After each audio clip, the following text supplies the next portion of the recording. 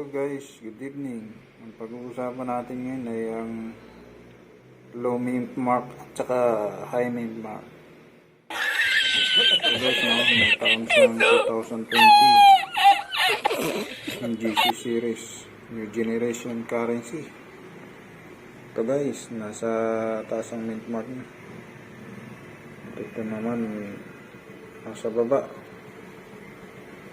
So ito guys, sabi nila error daw yan palagay ko common na lang yun sa mga kolektor.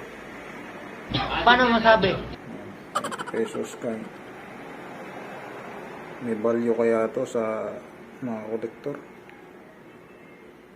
Tabi na lang siguro natin, baka may maghanap bigay natin. Salamat guys sa panonood. Supportan niyo ako sa aking channel. Salamat.